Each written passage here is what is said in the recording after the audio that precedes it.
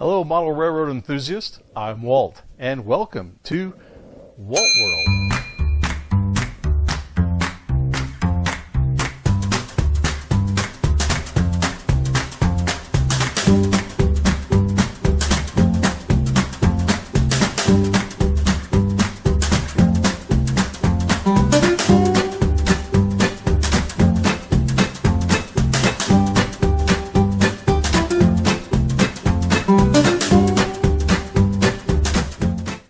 Hello and welcome back. I really do appreciate you coming back and checking out what's going on. I know it's been a little while. I literally have spent, I think, the last 2 months on an airplane. And I learned that the airlines frowned on me working on my railroads on the airplanes. It's different. I've been doing a little bit of track planning and some putting some ideas together. The train room is still not quite there, but at least it's starting to appear. And so it won't be too distant future that I can actually be thinking about some track. So I started putting together some plans to share some of my planning and some of my ideas with you at this stage, and appreciate any feedback. So before we get started here, I want to give a big thank you and a shout out to all of you that provided some great comments and suggestions to my layout planning videos. Previous videos. You really gave me some good things to think about. I've incorporated some of those ideas. Also, I just appreciate a lot of the encouraging comments. That was very much appreciated. So I'd like to give a very specific shout out to the following people.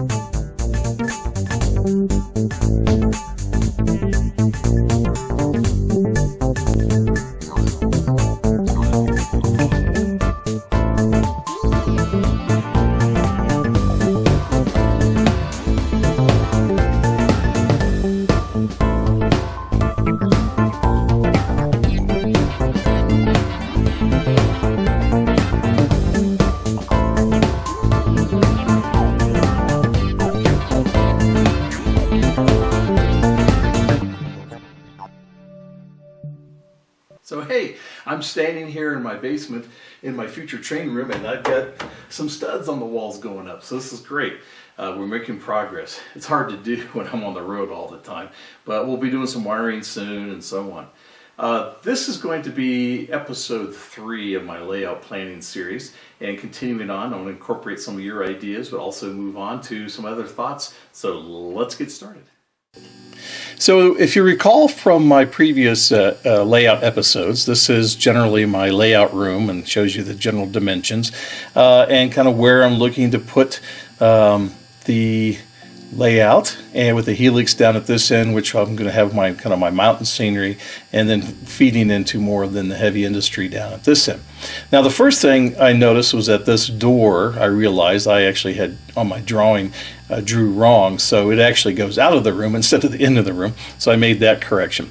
But some of the comments I received was about this wall being empty, that there's actually plenty of space, but I was resisting doing something because, again, of the breaks of the doorways making it hard. So the first thing I did is I went ahead, based on the feedback and suggestions I received from everybody, I went ahead and put a shelf here, all right, and then we're going to tie that in through a method that I think it was Eric Hall and some others had mentioned, which was, hey, let's try putting a train barge there. That would, one, give you access to it. Two, it actually adds a nice, interesting feature to the layout, and especially from an operational point of view. So I went ahead and did that, and I thought that was a great idea.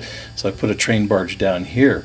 And then the second thing I added was I went ahead and put a lift-out bridge across this doorway, because what I realized was that first, I got 2 doors into this room, and this one I can leave open for access. This doorway goes into my workshop, which along this wall is where I would actually be having my dispatcher for an operating session eventually.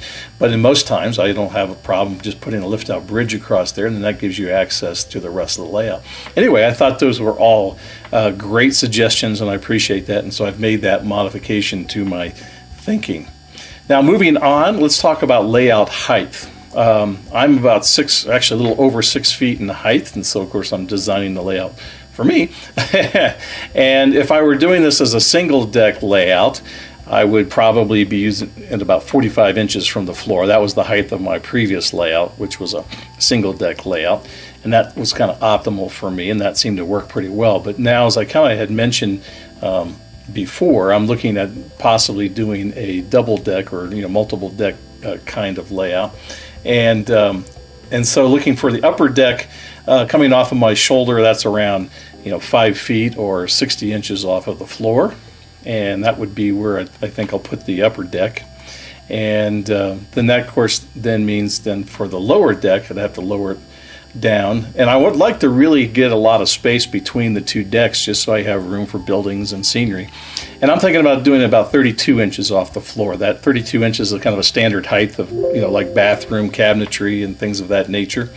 So that's what we're looking at is the 32 inches off of the floor for that lower deck.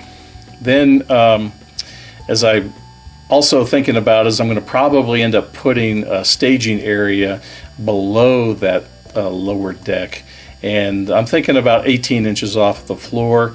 That would give me about 14 inches between the staging deck and the lower deck, so I should have plenty of room for fiddling and that type of thing. And 18 inches is of course something you wouldn't want to reach over, but then at the same time you want to be able to, you can sit in a chair. So let's talk about bench width at this point. And what I'm looking at for those 3 decks is something kind of like this. If you're looking from the wall, as you lean in, of course, from the lower deck, you want to be able to reach the back. And I'm going to use kind of the standard provision for a main deck, which is 30 inches. Anything more than 30 inches is going to be kind of beyond reach. So I'm going to thinking about 30 inches for that lower deck. And then, of course, as you reach in, you don't want to hit your head on that upper deck. So I'm going to recess that some. So that you're not banging your head on that. And I'll probably end up recessing the staging deck as well, just a little bit, just to protect from knees and that type of thing.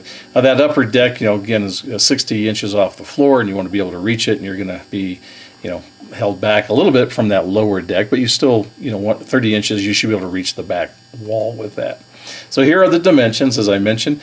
So 30 inches for that lower deck. I'm going to use 24 inches for that upper deck, and then 26 inches for the staging. That just gives me a 4-inch recess, again protecting knees and things like that.